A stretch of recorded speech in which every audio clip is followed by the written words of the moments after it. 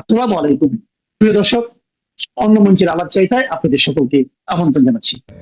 যুক্তরাষ্ট্রের তলব পেয়ে বাংলাদেশের আর্মি চিফ জরুরি সফরে 5 দিনের যুক্তরাষ্ট্র সফরে আজ বেরিয়ে যাচ্ছেন। এই বিষয়ে বাংলাদেশের ভেতরে ও বাইরে নানান জল্পনা চলছে, কেন যাচ্ছেন তিনি। কেউ বলছেন এই সফরের উদ্দেশ্য অস্ত্র কিনে প্রেসিডেন্ট ট্রাম্পকে খুশি করা, কারো মতে আগামীতে বাংলাদেশের রাজনীতি কোন পথে চলবে সে বিষয়ে মার্কিনীদের আদেশ গ্রহণ করা। আবার এমন জল্পনাও চলছে যে পাকিস্তান ইরান যুদ্ধে জড়াতে চায় না বলে সৌদি আরবকে তারা জানিয়ে দিয়েছে যে তারা এই যুদ্ধে জড়াবে না। আর তার ফলে সেই জায়গায় বাংলাদেশি সেনাকে ইরানে গ্রাউন্ড অফেন্সিভ বা স্থল যুদ্ধের জন্য ব্যবহার করতে চায় আমেরিকা ইরানের বিরুদ্ধে। তাই ডেকে পাঠানো হয়েছে জেনারেল ওয়াকারুজ্জামানকে। এই প্রতিবেদনে এই সমস্ত সম্ভাবনার বাস্তবতা খতিয়ে দেখব। আজ 29 মার্চ 2026। এই সময়ে দাঁড়িয়ে ভূ রাজনীতি এবং বাংলাদেশের অভ্যন্তরীণ প্রেক্ষাপটে এই সফরের নানাবিধ ব্যাখ্যা ও জল্পনা থাকা অস্বাভাবিক নয়, বরং সেই জল্পনা না থাকলেই সেটাই অস্বাভাবিক হতো। প্রাপ্ত তথ্য অনুযায়ী জেনারেল ওয়াকারুজ্জামান আজ 29 মার্চ 2026 সকালে একটি 5 দিনের সরকারি সফরে নিউ ইয়র্কের উদ্দেশ্যে রওনা হচ্ছেন। এটি সেনাপ্রধান হিসেবে দায়িত্ব নেয়ার পর তার দ্বিতীয় যুক্তরাষ্ট্র সফর। এর আগে 2024 শেখ হাসিনার পতনের পর তিনি যুক্তরাষ্ট্র ও কানাডা সফর করেছিলেন। এবার তার সফর সঙ্গী হিসেবে আছেন তার স্ত্রী সারানাজ কমলিকা জামান। এছাড়া সামরিক ডেলিগেশনেও আছেন 3 জন ব্রিগেডিয়ার জেনারেল। শুধু স্ত্রীকে নিয়ে সস্ত্রীক যাচ্ছেন তা নয়, 3 জন ব্রিগেডিয়ার জেনারেল মোহাম্মদ সারাফউদ্দিন খান, নাজমুল হাসান এবং মোহাম্মদ এহসানুল হক, এই 3 জনকে নিয়ে যাচ্ছেন এবং একজন ক্যাপ্টেন পদমর্যাদার এডিসিও রয়েছেন তাদের সঙ্গে। সেনা দপ্তর সূত্রে জানা গেছে, যারা বলছে এটা নাকি ব্যক্তিগত সফর, কারণ জর্জিয়া অঙ্গরাজ্যের সিনেটর বাংলাদেশি মুলুকের শেখ রহমানের আমন্ত্রণে এই সফর হচ্ছে। তবে এটা সেই শাক দিয়ে মাছ ঢাকার মতো ব্যাপার। সিনেটর শেখ রহমান ভদ্রলোক একেবারে 3 ব্রিগেডিয়ার জেনারেল সহ আর্মি জেনারেলকে নিমন্ত্রণ পাঠাবেন, আর সেই নিমন্ত্রণ রক্ষা করতে সবাই ঊর্ধ্ববাহু হয়ে ছুটবেন, এটা পাগলেও বিশ্বাস করবে না। এখানে একটা জিনিস, এই বিষয় নিয়ে সফর নিয়ে সংবাদ আছে, কিন্তু চিঠির পূর্ণ পাঠ বা অফিসিয়াল কপি প্রকাশ্যে নেই। মার্কিন দূতাবাসের অফিসিয়াল নোটে potential acquisition of US origin equipment নিয়ে আলোচনা হওয়ার কথা স্পষ্টভাবে বলা আছে। ঢাকার মার্কিন দূতাবাস যে potential acquisition of US origin অর্থাৎ আমেরিকায় তৈরি অস্ত্রশস্ত্র কেনার ব্যাপারে আলোচনা হবে।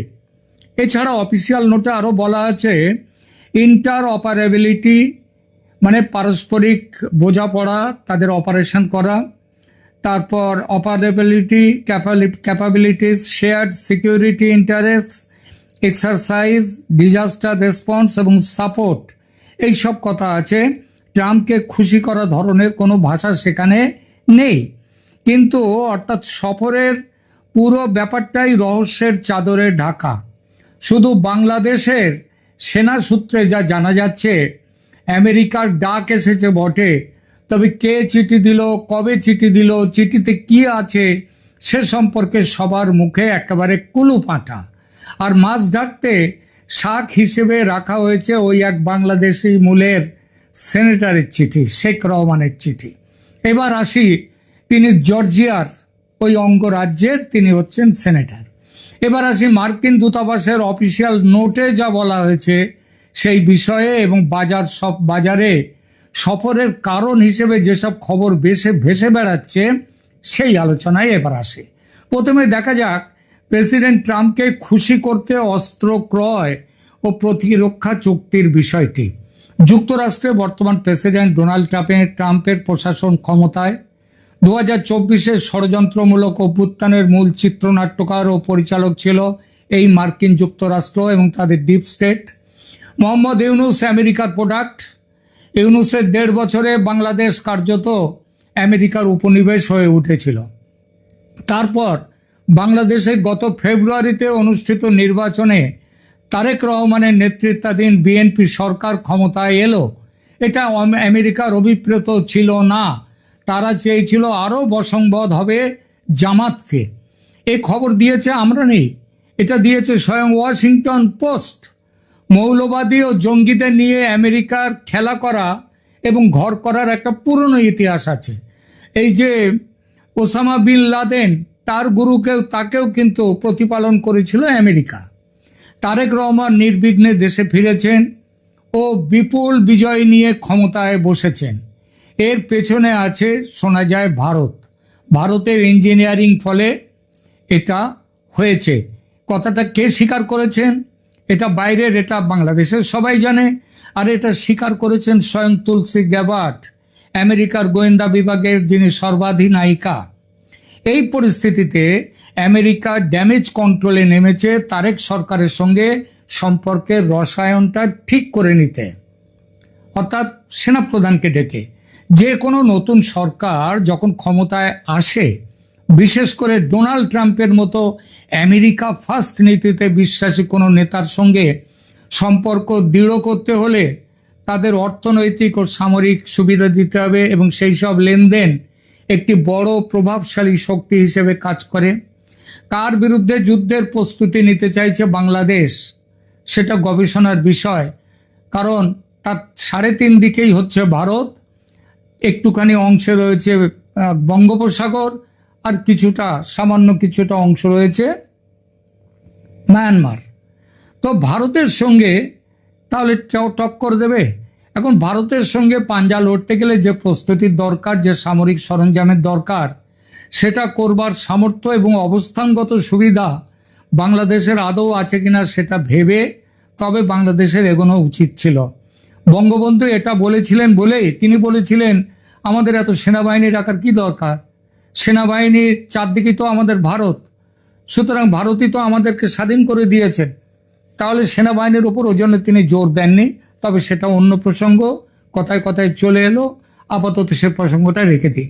বাংলাদেশের সেনাবাহিনী দীর্ঘকাল ধরেই তাদের সামরিক সরঞ্জাম আধুনিকায়নের জন্য ফোর্সেস গোল 2030 নামে একটা মডেল অনুসরণ করছে। এই সফরের মাধ্যমে মার্কিন অত্যাধুনিক প্রযুক্তি বা হেলিকপ্টার ক্রয়ের আলোচনা গতি পেতে পারে, যা দুই দেশের সামরিক সম্পর্ককে নতুন উচ্চতায় নিয়ে যাবে। তবে এটা তো কেবল খুশি করা নয়, বরং পরিবর্তিত বৈশ্বিক পরিস্থিতিতে চীনের উপর নির্ভরতা কমিয়ে পশ্চিমা সরঞ্জাম, বিশেষ করে আমেরিকান সরঞ্জামের দিকে ঝুঁকে পড়ার একটি কৌশলগত পদক্ষেপও হতে পারে। আর চীনের সঙ্গে লেনদেন যে করা যাবে না, সে চুক্তি ইউনূসের আমলে তো, গোপন চুক্তি ইউনূসের আমলে তো হয়েই গেছে। চট্টগ্রাম বন্দর ও মানবিক করিডোরের ব্যাপারে তার ঘোর বিরোধিতার কথা ইতিপূর্বে সেনাপ্রধান বারবার বলেছেন।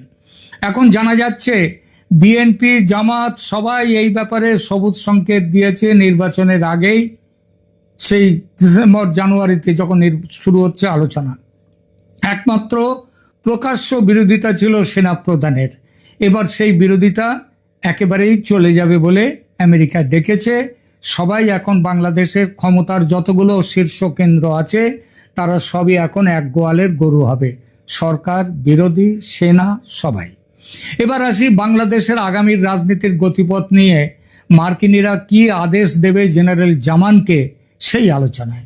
বাংলাদেশের রাজনীতিতে গত 20 মাসের নাটকীয় পরিবর্তনের পর মার্কিন যুক্তরাষ্ট্রের ভূমিকা নিয়ে ব্যাপক জল্পনা রয়েছে। জেনারেল ওয়াকারুজ্জামান শেখ হাসিনা সরকারের পতন, অন্তর্বর্তীকালীন সরকার গঠন এবং তারপর নির্বাচিত সরকারের কাছে ক্ষমতা হস্তান্তরের প্রক্রিয়ায় এই জেনারেল ওয়াকারুজ্জামান একটি গুরুত্বপূর্ণ ক্যাটালিস্ট বা অনুঘটক হিসেবে দায়িত্ব পালন করেছেন। মার্কিন যুক্তরাষ্ট্র দক্ষিণ এশিয়ায় ভারতের পাশাপাশি বাংলাদেশকেও একটি গুরুত্বপূর্ণ অংশীদার হিসেবে দেখতে চাইছে এখন। ফলত মার্কিন নীতি নির্ধারকদের সাথে সেনা প্রধানের বৈঠকগুলোতে গণতন্ত্রের সুরক্ষা এবং আঞ্চলিক স্থিতিশীলতার বিষয়ে আলোচনা হওয়া স্বাভাবিক। এবং যেহেতু বাংলাদেশের রাজনীতিতে নির্বাচিত সরকারের চেয়ে সেনাবাহিনীর কথা চলে বেশি, তাই তারেক রহমানের চেয়ে বেশি গুরুত্বপূর্ণ সেনাপ্রধানের সঙ্গে কথা বলা। তাই তারেকের ডাক পড়েনি এখনো আমেরিকায়, তবে ডাক পড়েছে তারেকের সেনাবাহিনী জেনারেলের। এখন এটাকে আমেরিকার আদেশ বলবেন না উপদেশ বলবেন, সে বিচার আপনার। এবার আসি ইরান যুদ্ধ এবং বাংলাদেশি সৈন্য ব্যবহারের যে জল্পনা চলছে সেই বিষয়ে। ইরান ইসরায়েল যুক্তরাষ্ট্র যুদ্ধে বাংলাদেশি সৈন্য ব্যবহারের সম্ভাবনা নিয়ে জল্পনা শুধু যে সোশ্যাল মিডিয়াতে তা নয়, মেইন স্ট্রিম মিডিয়াতেও শুরু হয়েছে। এই সম্ভাবনা জেগেছে সৌদি আরবের সঙ্গে ইউক্রেনের সামরিক চুক্তি সম্পাদিত হওয়ার পর। ইউক্রেন প্রায় 250 ড্রোন বিশেষজ্ঞ ইরানের বিরুদ্ধে লড়াইয়ের জন্য সৌদিতে পাঠিয়েছেন এবং আরও 250 বিশেষজ্ঞ আসছেন। বর্তমানে ইরান ও পশ্চিমা শক্তির মধ্যে উত্তেজনা চরমে এবং গণমাধ্যমে 2026 ইরান যুদ্ধ নিয়ে নানা সংবাদ আসছে। আমেরিকা ইরানে বোমা ফেলতে তৈরি, কিন্তু সৈন্য পাঠাতে রাজি নয়, কারণ সৈন্য পাঠালে আবার সৈন্যরা কফিনে উঠে দেশে ফেরত আসতে পারে। আফগানিস্তানে যেমন এসেছে, ভিয়েতনামে যেমন এসেছে, এবং সেটা হলে আবার ট্রাম্পের রাজপাট চলে যাবে। তাই সৈন্য পাঠ ফেলতে তিনি রাজি নন, বোমা ফেলতে তৈরি। অথচ গ্রাউন্ড অফেন্সিভ বা স্থল যুদ্ধ না নামলে ইরানকে সামলানো যাচ্ছে না। স্থল যুদ্ধ করতে গেলে পদাতিক বাহিনী দরকার। পাকিস্তানকে দিয়ে সৌদির বকলমে আমেরিকা সেই কাজটা করতে চেয়েছিল, পাকিস্তান রাজি হয়নি। কেন? পাকিস্তান ঐতিহ্যগতভাবে ইরান ও সৌদি আরবের মধ্যে ভারসাম্য বজায় রাখে। এর আগে জর্ডানে, সেই 70-এর দশকে 70-এ জর্ডানে সেনা পাঠিয়েছিল ফিলিস্তিনিদের মারার জন্যে, সেটা ঠিক। কিন্তু এখন তারা সরাসরি ইরানের বিরুদ্ধে কোনো স্থল অভিযানে অংশ নিতে আগ্রহী নয়। এটি পাকিস্তানের সংসদে গৃহীত সিদ্ধান্ত। সংসদ বলে দিয়েছে নিরপেক্ষ অবস্থান রাখতে। আজকে নয়, আগেই বলে দিয়েছে। তাই পাকিস্তানকে না পাওয়াতে নজর পড়েছে এখন বাংলাদেশের ওপরে। সামাজিক যোগাযোগ মাধ্যমে দাবি করা হচ্ছে সামাজিক যোগাযোগ মাধ্যমে দাবি করা হচ্ছে যে সৌদি আরবের অনুরোধে বা আমেরিকার পরিকল্পনায় বাংলাদেশ ইতিমধ্যেই 10,000 সেনা পাঠিয়ে দিয়েছে। 10,000 সেনা পাঠিয়ে দিয়েছে। এই সেনাগুলো ইউনাইটেড নেশনসের তত্ত্বাবধানে তাদের ওখান থেকে তুলে নিয়ে এসে এখানে পাঠানো হয়েছে ইরানের সাথে লড়াইয়ের জন্য, ইরানের বিরুদ্ধে। আমেরিকার পরিকল্পনায় বাংলাদেশি সৈন্যদের ইরানের বিরুদ্ধে আরও লড়াইয়ের জন্য পাঠানো হতে পারে। এই দাবির পেছনে এখনো পর্যন্ত কোনো দাপ্তরিক প্রমাণ নেই। কারণ প্রমাণ ঘোষণা করে কোনো দেশই সব সিদ্ধান্ত নেয় না, আর আমেরিকা তো নেয়ই না। সুতরাং এই কথাকে গুজব বলাটা ভুল, বরং বিশ্লেষণ করে দেখুন এটা সত্যি হতে পারে কি না।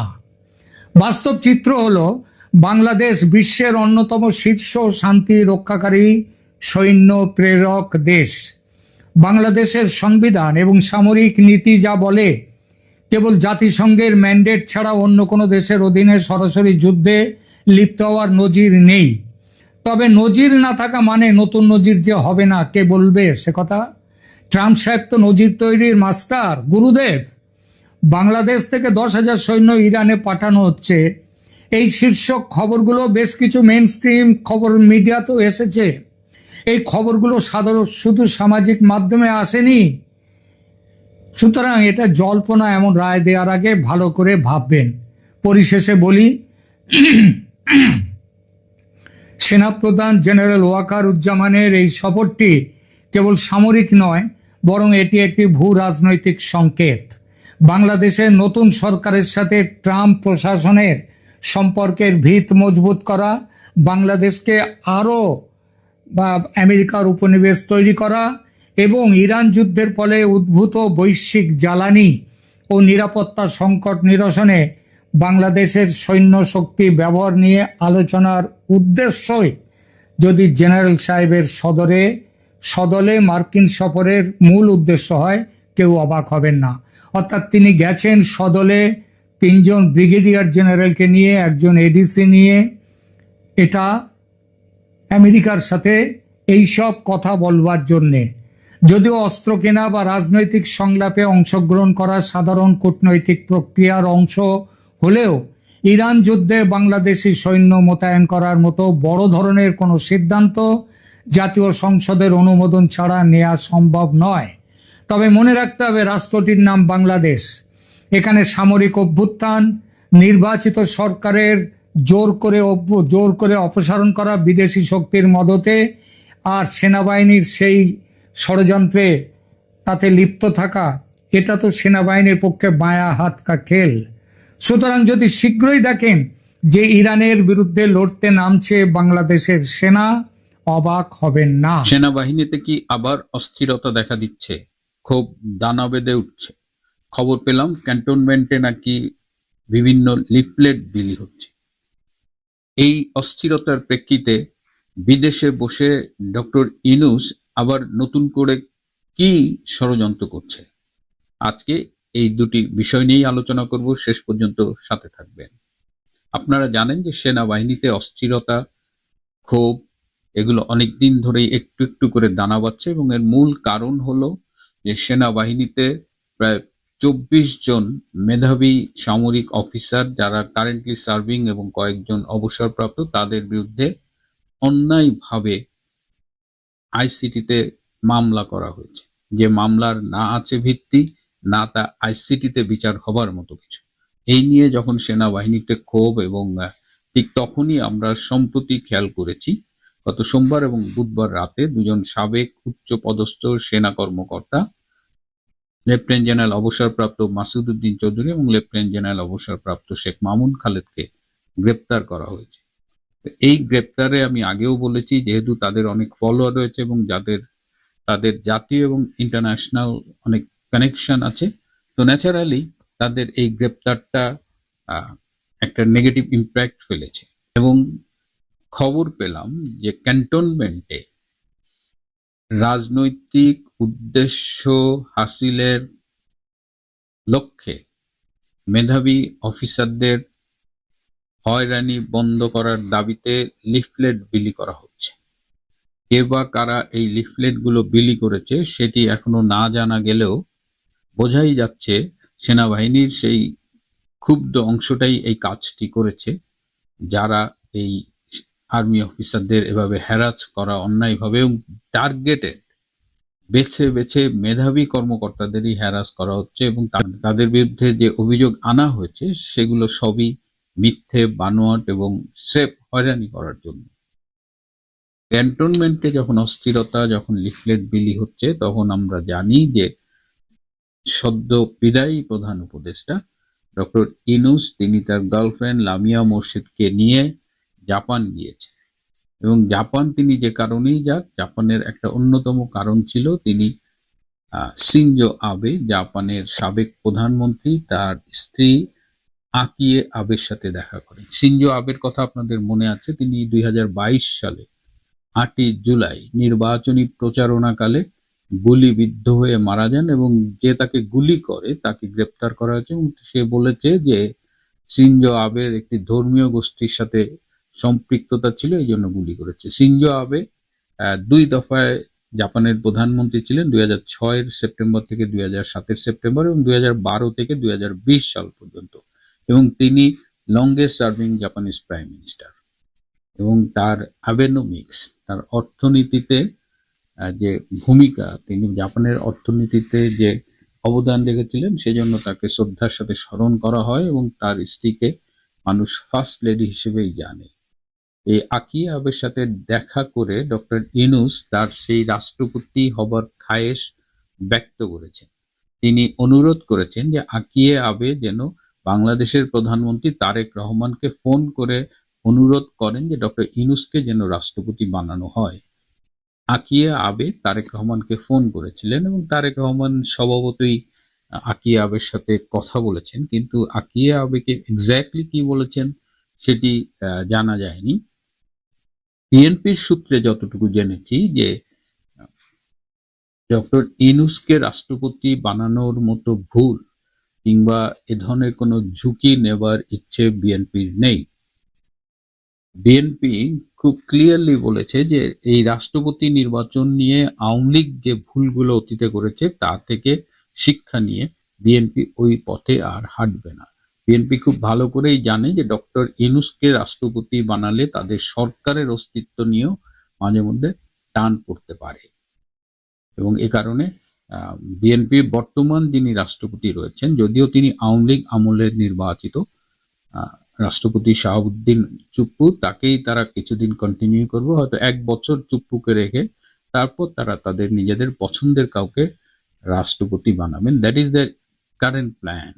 এবং যেহেতু বিএনপির 3-4 জন রাষ্ট্রপতি পদপ্রার্থী রয়েছেন, কিন্তু বিএনপি এই মুহূর্তে তাদের মধ্য থেকে কাউকে রাষ্ট্রপতি বানিয়ে বাকিদের কষ্ট দিতে চান না।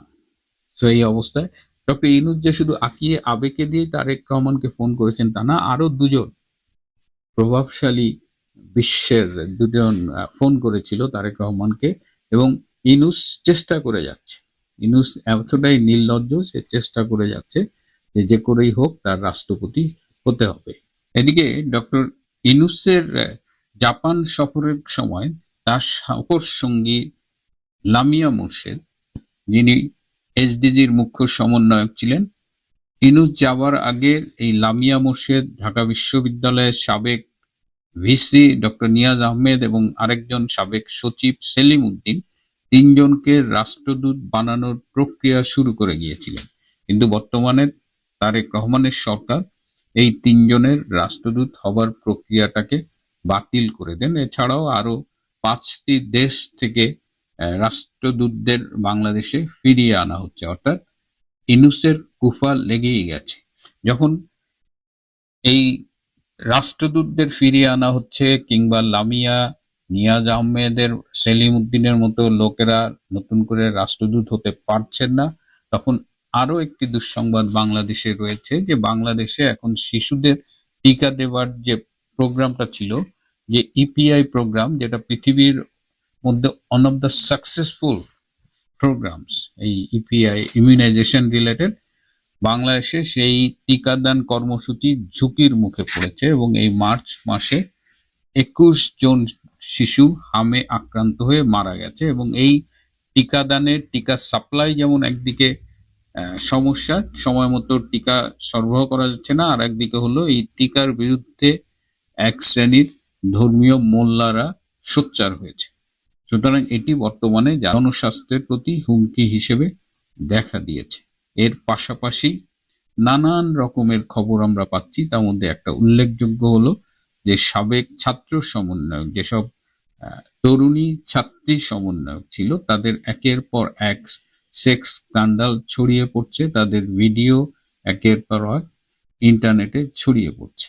এর বাইরেও বাংলাদেশে এখন নানা রকমের অস্থিরতা চলছে। আমি প্রতিদিনই বলার চেষ্টা করছি যে তারেক রহমানের বাংলাদেশ ঠিক মতো চলছে না। প্রিয় বন্ধুরা, আজ এ পর্যন্তই। ভালো থাকবেন, সুস্থ